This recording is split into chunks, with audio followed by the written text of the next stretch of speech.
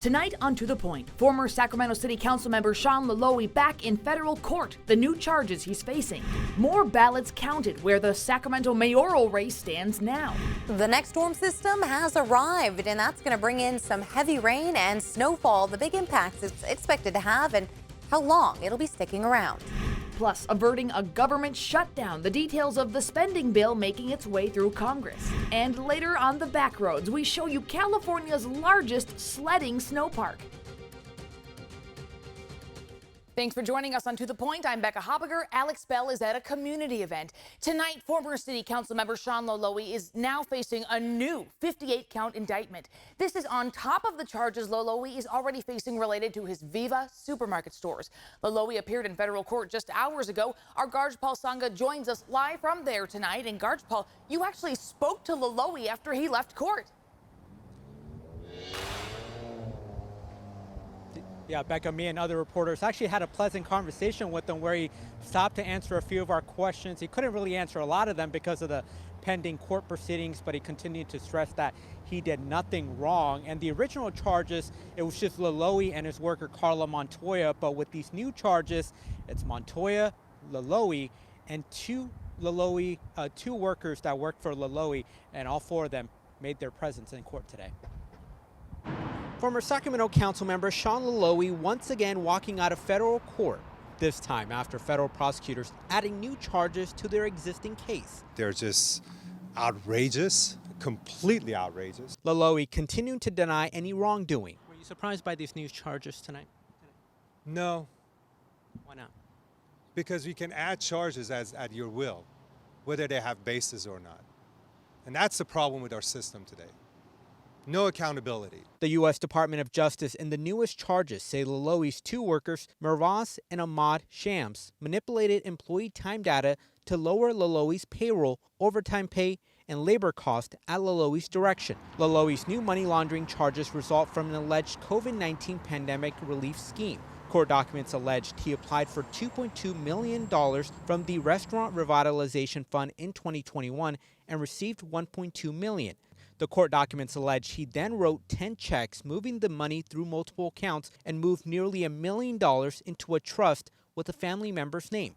Through all of this, he remains unfazed. Make sure you get my good side now. And blaming the case on politics. Politics, 100%, without a doubt. I can tell you all, without any hesitation, if I were not the council member, we will not be here today.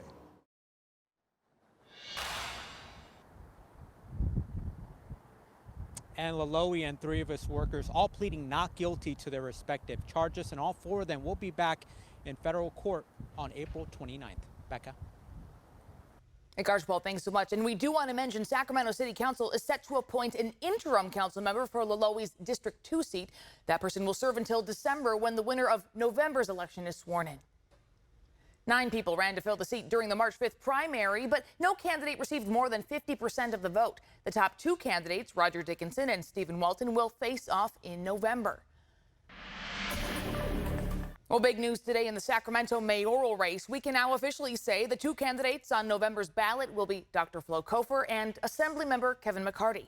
That's after today's vote count showed the update showed the gap widening between McCarty in 2nd place and Dr. Richard Pan in 3rd place. A reminder that Steve Hansen in 4th place conceded the race on Tuesday. And within hours of today's update, Dr. Pan's campaign released a concession statement as well. He said in part, "While today's results are not what we hoped for, I am proud of the campaign we ran. I congratulate Dr. Flo Kofer and Assemblymember Kevin McCarty for being elected to run for mayor of Sacramento in the general election in November. While this race may be over, I remain dedicated to serving the people of Sacramento and will do my part to make Sacramento a great place to live for everyone in our region." Tonight, Sacramento police confirm yesterday's shooting at a Sacramento Regional Transit light rail station and a carjacking in the area are related. Here's what we know so far. We brought you that shooting as breaking news last night. It happened around 3:15 Thursday afternoon at the University and 65th Street station. 1 man was killed and 2 others hurt. Police say there are 2 male suspects they're still looking for. Sacramento police are also investigating that nearby carjacking. It happened off Folsom Boulevard. The car was later found in a Sacramento State University parking lot. Now, in a statement to students, Sac State said the 2 shooting suspects stole the car drove it to campus, then ran to the American River levee. So far, though, police have not released any more information on the suspects. We'll keep you updated as we learn more about this developing situation. And tonight, police in the Stockton area are investigating a shooting near a park that killed one woman and hurt another. Officers were called to Logan Lane around 5 this morning for a welfare check. When they got there, they found a 20-year-old woman dead in the road and another woman with a gunshot injury at a park just across the street. Detectives are still looking into a motive and don't have any other information on the shooter. They are asking anyone who might have seen what happened or who has any information to give Stockton PD or Crime Stoppers a call. Sacramento deputies spent more than 3 hours in a standoff today with a man accused of stabbing his roommate. It happened along Scotland Drive in Antelope. Deputies say around 12:30 this afternoon, they were able to get the man to surrender and take him into custody. The person he's accused of stabbing is expected to be okay, though no word yet on what led up to the incident. Governor Gavin Newsom today joined the growing number of politicians and leaders calling for an immediate ceasefire in Gaza. The governor released an open letter to Muslims, Palestinian Americans, and Arab American communities. He says it's time to work toward peace. Proponents say a ceasefire would help save innocent lives. In other news, Kate Middleton, the Princess of Wales, has announced she is undergoing chemotherapy to treat cancer found after her recent surgery. Now, Middleton underwent an undisclosed abdominal surgery in January, which at the time was described as non-cancerous. The palace is not naming what type of cancer or which stage it is, but says Middleton is now on a, quote, recovery pathway. She has asked for time, space, and privacy. Still ahead on To the Point this evening, averting a government shutdown where Congress stands on passing a spending package. And we are tracking showers currently moving now through Yuba City, heavy in Clear Lake, Santa Rosa, and into San Francisco, Vacaville, Fairfield, getting their share. More of that rain in the foothills and through the Sierra now. We'll talk more about what to expect overnight this weekend and how much rain and snow is on the way.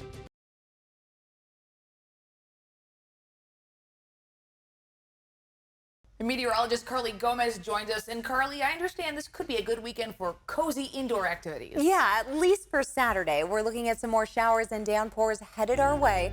That means through the overnight hours as well, we'll see some heavy rain and mostly those snow showers becoming heavy overnight. Saturday will be on and off showers. You might have a moment to see peaks of sunshine, but we're still looking at some thunderstorm chances as well. A very long cold front associated with this low pressure system that's really digging all the way down into Baja California as it'll sweep its way across into Saturday afternoon. But right now we're going to see some of those heavier showers through the overnight hours, and it'll build up some of our snowpack still as we start moving into Saturday morning. And then we'll begin to see more of the scattered showers Saturday afternoon, overnight into Sunday morning. So the rain is here, but the weekend showers are only really going to last throughout your Saturday night, early Sunday morning with heavy mountain snow. Temperatures are going to be dropping through next week, though. So we're starting to see that drop starting tomorrow in the upper 50s and then continuing into next week with those low 60s and even continuing to mid 50s.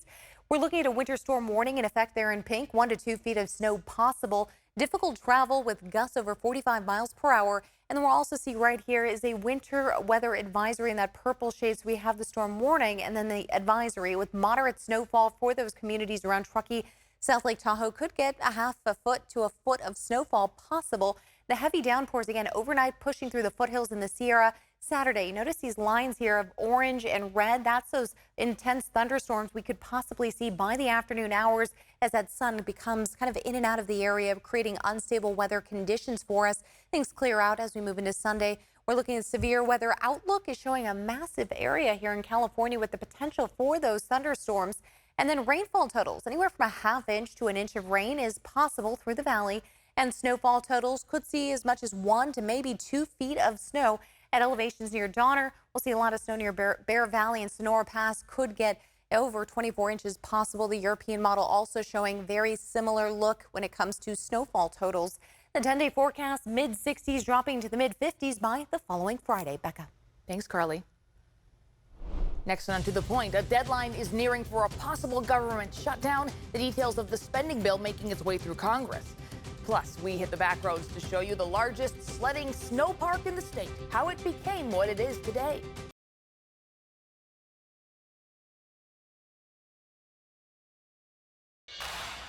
Well, Welcome back. We want to take you out live right now to Interstate 5 at Twin Cities Road. Caltrans says the right lane on the northbound side is closed while officials make repairs due to a sinkhole that has formed. Just last week, emergency repairs were made to the same spot.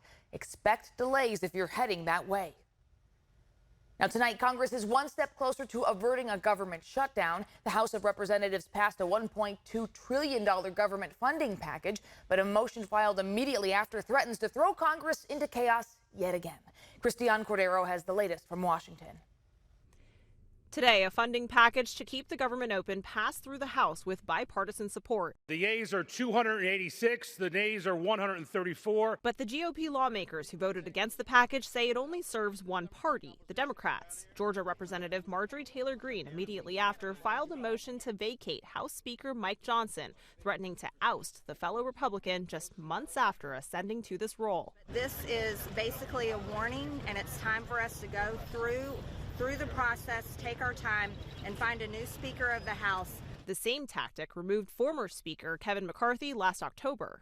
The $1.2 trillion spending package includes funding for defense, homeland security, and health and human services. Democrats tout funding for health research and an increase in access to reproductive care as two policy wins. A bipartisan process leading to a bipartisan result that will hopefully lay a foundation for us to continue to do the work of the American people together. But ultra-conservative House Freedom Caucus members disagree, saying not enough is being done to secure the southern border. This bill is a terrible mistake. The other material spending bills that we passed with predominantly Democrat votes are a terrible mistake, and I'm disappointed. The spending package is slated to fund the government through September. Now, right now, it's still making its way through the Senate. In other news, Stellantis is recalling nearly 318,000 Dodge and Chrysler sedans worldwide because the side airbag inflators can explode with too much force. The recall covers certain Dodge Charger and Chrysler 300 cars from the 2018 through 2021 model years. Stellantis says owners will be notified starting May 3rd, and dealers will replace both side airbag modules. The California Fair Plan, known as the insurer of last resort, but increasingly becoming many homeowners' only option, has more than doubled its number of policies over the past 4 years. That's according to a new statistics page published on the Fair Plan's website to make its data more publicly accessible. It also says Nevada City, Grass Valley, Truckee, and Sonora are among its highest wildfire exposure concentration areas statewide. As we've reported, the ballooning of the Fair Plan is happening because most of the major insurance companies in California's homeowners insurance market have paused or restricted new business in the past couple of years, driving people to the high-priced, bare-bones Fair Plan.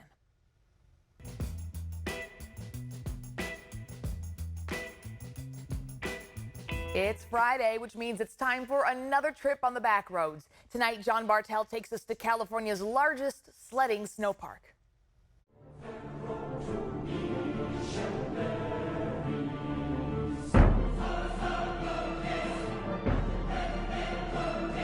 If your friends jumped off a cliff, would you do it? Well, the answer might be yes, if that cliff is at the top of California's biggest and best snow play facility in the Sierra. The hill behind us here, what is this hill? Does it have a wicked name? Like, is it Death Drop? This is Leland Snow Play in Tuolumne County, a sledding hill made for serious and not so serious sledders.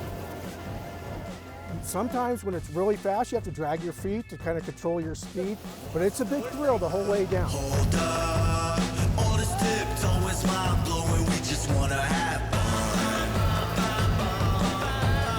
Owner Lance Betsy is what I can only assume the sledding industry calls sled over heels for steep slopes. Seriously, nobody knows sledding better than him. We are the largest independent standalone snow park that there is. We're only going to get bigger and better. Leland Snow Play is a 60-acre park just off Highway 108 near the mountain community of Leland Meadows. There's more than a dozen racing hills and piles of sledding tubes to choose from. But if you ask me, the magic of this place is the magic carpet, which essentially is a conveyor belt to the top. And it is magic because the worst part of sledding, in my opinion, is walking up that hill. Well, this takes all the work out of it for you, so. Leland Snowplay has been a family-run business since 1992. Lance says when he opened the place, all he had was a dream and an abandoned building at the bottom of the hill. Like I said, it was a boarded-up building. First tool I bought was a crowbar to pull the plywood off the windows. In the beginning, Lance rented the property and went dumpster diving for old inner tubes to ride on. I could afford patches, but I couldn't afford tubes. So I'd spend all summer just patching tubes and throwing them to the side, and that's how we kind of started the business to begin with. To attract visitors, Lance drove around with a TV and VCR so he could show off a homemade commercial to schools and youth clubs. This is like old school marketing. You were just door to door. Door to door. Door to door sled salesman. Lance's marketing worked so well that he eventually was able to buy the land, and he still sees repeat customers today. Well, I grew up here, going here on school field trips. That was back probably 30 years ago when I came here last, and now I got my 7-year-old boy, and it's his first time up to Leland Meadow.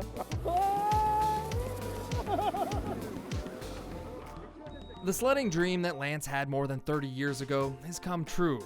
He's traded in his dumpster inner tubes for sleeker sleds, and now his 2 sons are preparing to take over and make California's biggest snow play park even better. We're not done growing yet, so we're really excited about the future, and things are only going to get bigger and better for us. From Leland Snowplay, I'm John Bartel. Hope to see you on the back roads.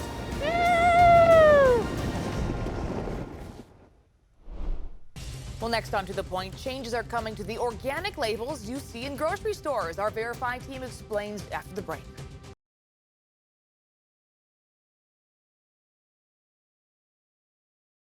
In the desire to live long, healthy lives, some people are eating mostly organic food. But how much can you trust those items labeled organic in the grocery store? Rekha Mudger from our sister station in Texas verifies if organic food labels are changing. Sources include Whole Foods, H-E-B, Kroger, the FDA, and the USDA National Organic Program. Now, the groundwork to inform shoppers their food is organic started when President George H.W. Bush signed the 1990 Farm Bill. Since then, standards have continued to be revised and updated by the federal government, most recently by President Joe Biden. The organic rules have actually been in place for more than 20 years. And so over those 20 years, we've learned a lot about how the organic market works as it has continued to grow. The National Organic Program, or NOP, is the federal regulator and governing entity for organically produced crops and livestock in the U.S. The U.S. Department of Agriculture oversees the program and regulates what products can be labeled organic. Jennifer Tucker, the deputy administrator for the National Organic Program, tells the KHOU Verify team the USDA organic label is the gold standard and is the only allowed organic label in the United States. The only exception is products carrying the European Union organic label. We've identified some risk areas in the market where bad actors can come in and commit fraud.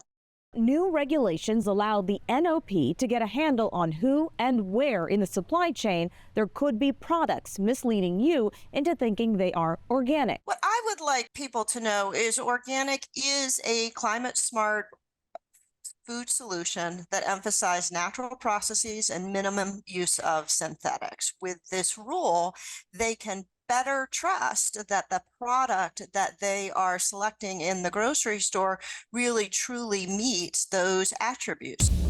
So yes, we can verify organic food labeling is changing nationwide. And while you may not be able to see a difference at the store, the new regulations are going to make sure all parties involved are certified to sell organic products. With your Verify, I'm Rekha Mudder. Our team spends a lot of time in the community, and if you ask anyone who works in news, we'll tell you it's the highlight of the work we do. Spending time in the community helps us support organizations doing great work, and that's exactly where our Alex Bell has been all day. This afternoon, she co-emceed the Business and Community Excellence Awards hosted by the Sacramento Rainbow Chamber of Commerce. The annual ceremony highlights those in the community who have been dedicated allies making an impact in the LGBTQ+ community in the greater Sacramento region. And this evening, Alex is hosting the second annual Sacramento Changemakers Awards, hosted by the Sacramento Bee and the Nehemiah Emerging Leaders Program.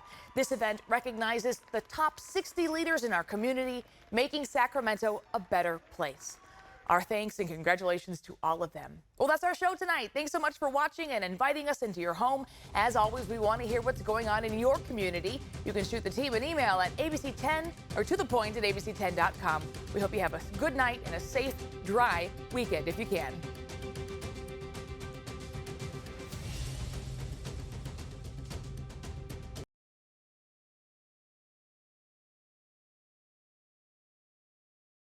Hey, it's Alex. I just wanted to say thank you so much for watching. The To The Point team and I love hearing from you, and I hope that you'll stay in touch. And don't forget, you can always email me and the team at tothepoint@abc10.com, or you can even send us a text message at 916-321-3310.